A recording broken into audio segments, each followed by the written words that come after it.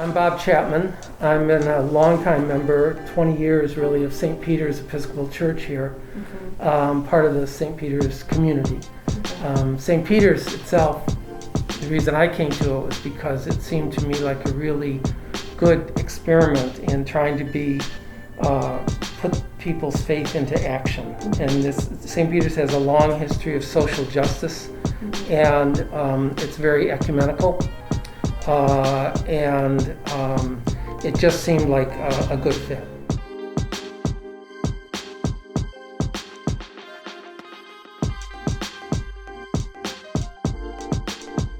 And now we're the Peace and Justice Hive. So a number of nonprofits, including We the People, involved with the People's Water Board, and people involved with the water struggle, the National Lawyers Guild, the Michigan Peace Team, Michigan Interfaith Power and Light. They all have their offices here, and in the basement we have Man a Meal, which has been operating out of from Day House for about 40 years now, a soup kitchen, and our most recent thing, a few years ago, we started the Corner Shower and Laundry, which just got operational in February of this year, where we offer shower and laundry facilities for homeless and those that are close to being homeless, who might not have laundry. Someone who might have a room, but that's all they've got is a room.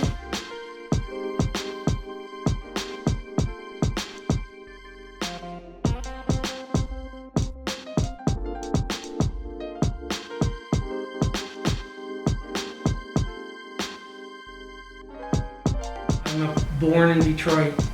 Went to school in Detroit, have worked most of my life in Detroit, and most of my work has been around energy efficiency and green matters.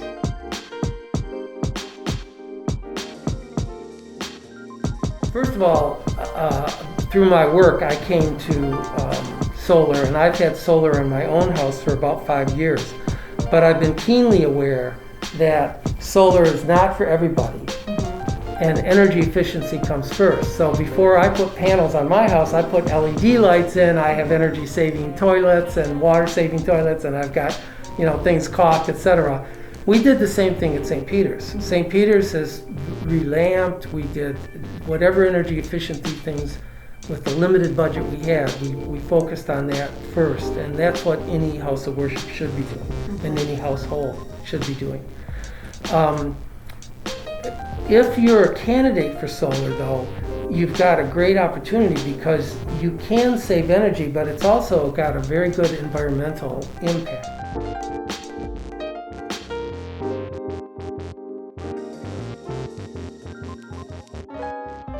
I come out of a Christian tradition, and there's a sacrament or is an outward sign of an inward state, and when you put those panels up on a roof, you've got a visible sign that you're committed to something. It's really hard to see an energy efficient furnace, but it's real easy to see a solar panel. Yeah. Now, the more important thing might be that furnace, but the congregants get excited about those panels. There's also a very strong, as you know, an environmental justice aspect here. I mean, we're in or next to one of the most polluted zip codes, which not unsurprisingly has very high asthma rates, and so I think embracing solar is another way of just making a statement that says we're in it. And finally, for St. Peter's, it was a way of making a statement to say we're not going anywhere. There's been a church at the corner of Michigan and Trumbull since 1858, and there's been that commitment to social justice. I know going back to at least the 1900s.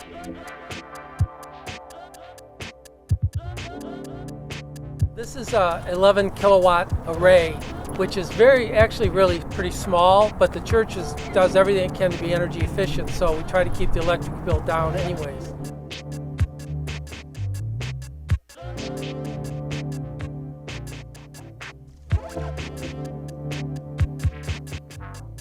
There's about 32 panels.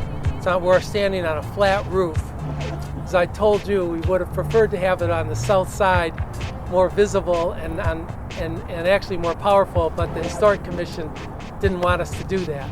So by putting it on the flat roof, it's pretty much hidden from view.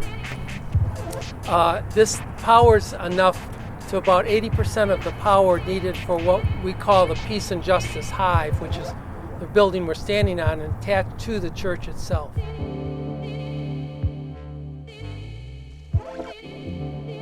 The first step that any house of worship, and frankly any household would take, which is first, are you even a candidate? And when I say that, I mean, like, do you get enough solar gain? And could you put panels either on your roof or next to your building or something like that? And that's again, not every house of worship has that. People can help you find out if you're a candidate at no charge to you. If it turns out that you're a good candidate, then it's like, well, how much solar might you need? Well, that means looking at the bills. And when you look at the bills, you want to, the ideal is get close to producing as much as you need, but in this state of Michigan, don't go over, because you're not going to get paid for anything you go over. So the ideal production would be maybe 80% of what you might need.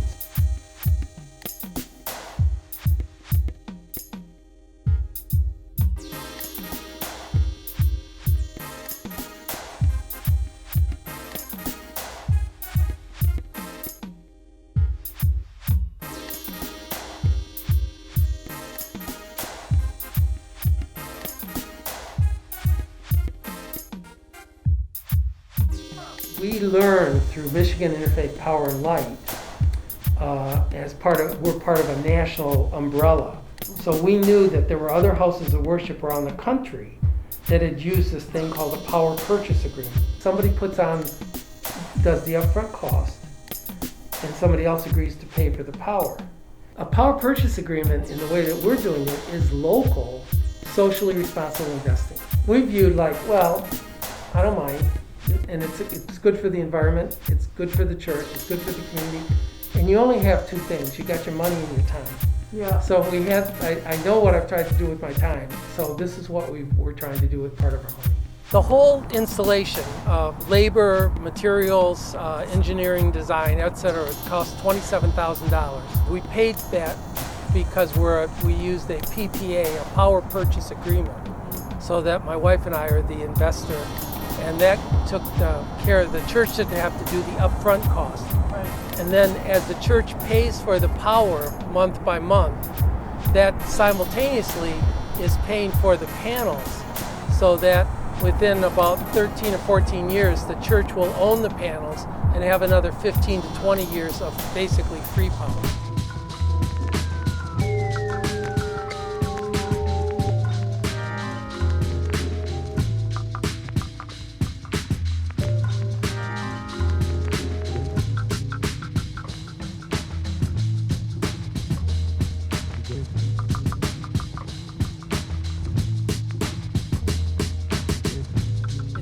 Power. Right. So the church is basically powering 80% of its electricity is coming from renewable resources. Which means a small array of nonprofits in the city are able to receive green power in this building. Exactly. All of the nonprofits that are in this building, including We the People and the Michigan Interfaith Power and Light, is getting its power as green power.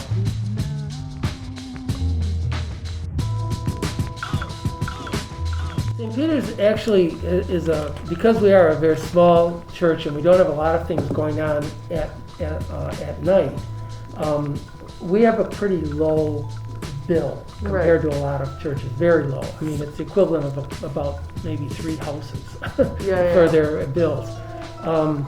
But still in all, we're saving on about $100 a month that would have gone to DTE. And in the first years, you're paying for those panels, so you're really paying Suncom in maybe $75 a month instead of $100. So the church is still getting a break. From day one, it started to save money.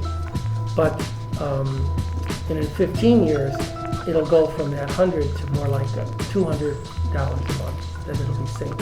Right. And by then, utility costs will be a lot higher. And so it'll actually be probably more like $300.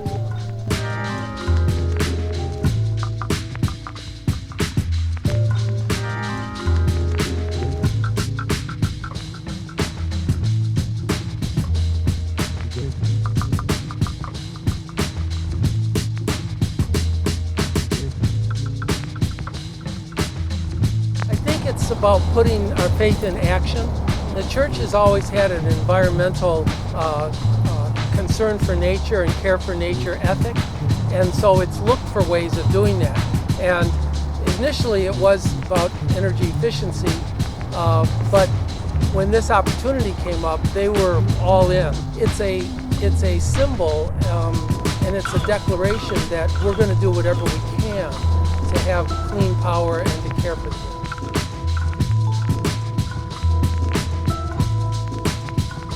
I think there's a lot of people who don't maybe understand that renewable is now become affordable. In the past, it was more of just a almost symbolic, like it wasn't even financially feasible. You just did it because it was the right thing to do. Right. Now, it's got to the point where we've hit a tipping point, and it will pay for itself. But it's also still the right thing to do. And to do a small solar array, someone could say, well, does it really do that much? But I think we're talking about energy democracy. And so there's an environmental justice factor involved. There's there's an energy factor involved where you're decentralizing and saying that's how we should be doing it. We should have a decentralized power source.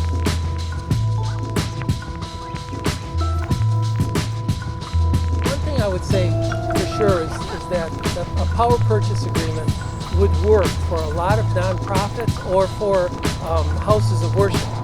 Because if you own the building and if you have the right site, if you're a good candidate for solar, then the problem with initial purchase no longer has to be a problem.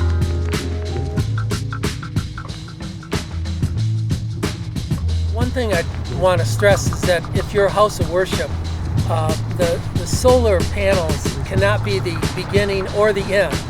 The energy efficiency is really important, and the panels are visible, but there's a lot of things you could do behind the scenes, including recycling, that aren't necessarily easy, but they're important.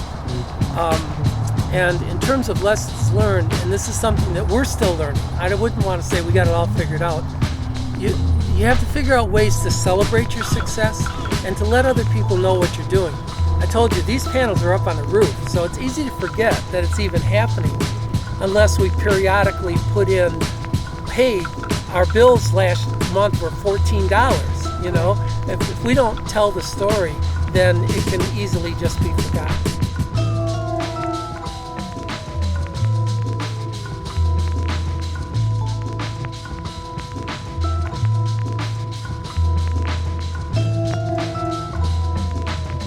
Don't assume you know.